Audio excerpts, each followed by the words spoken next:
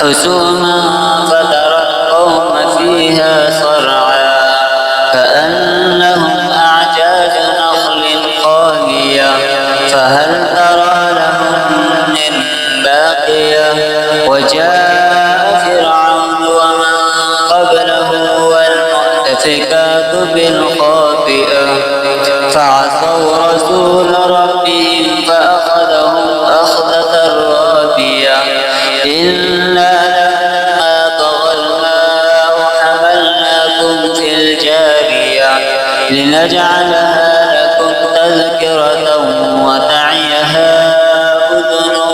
واعية فإذا نفخ في الصور نفخة واحدة وحملت الأرض والجبال فدكتا دكة واحدة فيومئذ وقعت الواقعة وانشقت السماء فهي يومئذ واهية والملك على أرجائها ويحمل عرش ربك فوقهم يومئذ ثمانية يومئذ تعرضون لا تخفى منكم خافية فأما من أوتي كتابه بيمينه فيقول هاؤم اقرءوا كتابيه إني ظننت أني ملاق حسابيه فهو في عيشة راضية في جنة عالية قطوفها دانية كلوا واشربوا هنيئا بما أسلفتم في الأيام الخالية وأما من أوتي كتابه بشماله فيقول يا ليتني لم أوت كتابيه ولم أدر ما حسابيه يا ليتها كانت القاضية ما أغنى عني ماليه هلك عني سلطانيه خذوه فغلوه ثم الجحيم صلوه ثم في سلسلة ذرعها 70 ذراعا فاسلكوه إنه كان لا يؤمن بالله العظيم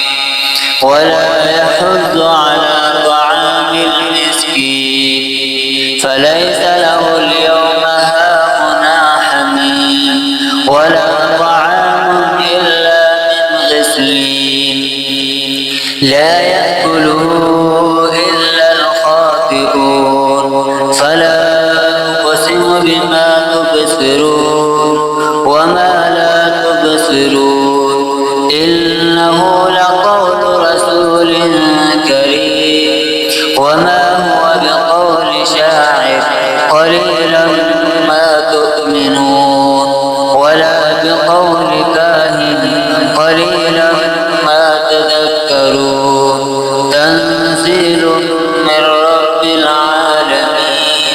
ولو تقول علينا بعض الأقاويل لأخذنا منه باليمين ثم لقطعنا منه الوتين فما منكم من أحد عنه حاجزين وإنه لتذكرة للمتقين وإنا لنعلم أن منكم مكذبين وإنه لحسرة على الكافرين وإنه لحق اليقين فسبح باسم ربك العظيم